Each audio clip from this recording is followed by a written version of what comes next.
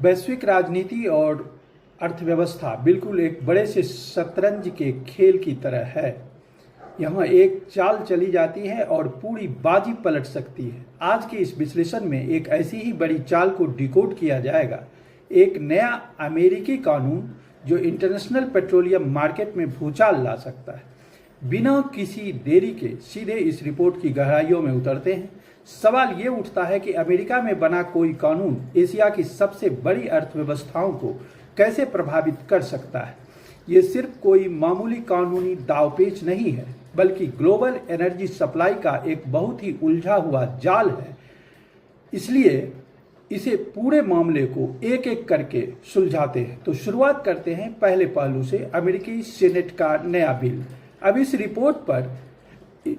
Report में एक term बार बार सामने आ रहा है, अमेरिकन सीनेट। इसे समझने का सबसे आसान तरीका क्या है? आसान भाषा में कहें तो बिल्कुल अमेरिका की राज्यसभा की तरह है। जैसे भारत में उच्च सदन राज्यसभा है जो राज्यों का प्रतिनिधित्व करती है, ठीक वैसे ही अमेरिका में सीनेट काम करती है। मतलब ये कोई छोटी मोटी कमेटी का फैसला नहीं है, बल्कि सीधे वहां के उच्च सदन में आया एक बड़ा और ठोस कदम है। और सबसे चौंकाने वाली बात क्या है? इस बिल को भारी बहुमत से मंजूरी मिली है।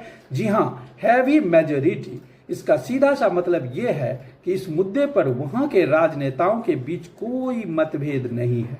सब एक ही राय रखते हैं, जो इस विधायी फैसले को और भी ज्यादा पावरफुल बना देता है।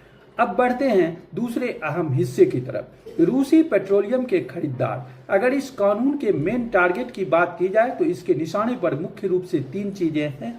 पहला जाहिर है रूस, दूसरा फोकस है रूस से आने वाले पेट्रोलियम उत्पादों पर। लेकिन जो बात इसे सच में अलग बनाती है वो है इसका तीसरा टारगेट, और ये उन मुख्य खरीदारों पर पेनाल्टी लगाने की बात करता है जो ये तेल खरीद रहे हैं। यानी सिर्फ बेचने वाले पर नहीं, बल्कि खरीदने वालों पर भी पूरी तरह से शिकंजा कसने की तैयारी है। यहीं से हमारा तीसरा पॉइंट सामने आता है।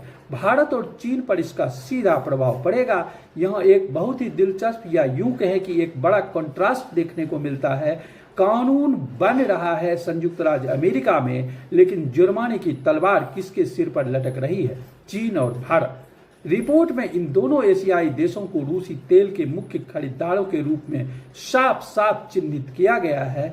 जो ये सोचने वाली बात है कि एक देश की नीतियां कैसे हजारों मील दूर बैठी दो सबसे बड़ी अर्थव्यवस्थाओं को सीधे कटघरे में खड़ा कर रही है। और अब आते हैं सबसे अहम यानी चौथे पॉइंट पर, 100% टैरिफ और जुर्माना 100%। जी हाँ, यह कोई मामूली टैक्स या छोटा मोटा सरचार्ज नहीं है। रिपोर्ट में सीधे तौर पर यह बताया गया है कि अर्थशास्त्र के नजरिए से अगर देखा जाए तो किसी भी चीज पर 100% टैरिफ लगाना उसके रास्ते में एक बहुत बड़ा कंक्रीट की दीवार खड़ी करने जैसा है।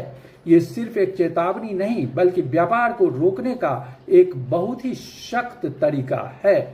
तो इस पूरी जानकारी का निष्कर्ष क्या है? अमेरिकी सीनेट ने भारी बहुमत से जो बिल पास किया है वो रूसी तेल के बड़े खरीदारों, खास तौर पर भारत और चीन, इनको निशाना बनाता है। और 100% टैरिफ और पेनाल्टी अगर लागू हो जाती है तो ये ग्लोबल पेट्रोलियम ट्रेड को किस तरह से बदल कर रख देगा, इसकी आप कल्पना नहीं कर सकते। क्या ऊर्जा के पूरी सप्लाई चेन एक नए सिरे से लिखी जाएगी? इस पर सोचना बहुत जरूरी है, क्योंकि इंटरनेशनल राजनीति में लिया गया हर एक फैसला एक नए रिपल इफेक्ट को जन्म देता है। इस जानकारी से जुड़ने के लिए बहुत बहुत शुक्रिया। इस बड़े सवाल पर विचार जरूर कीजिएगा। धन्यवाद।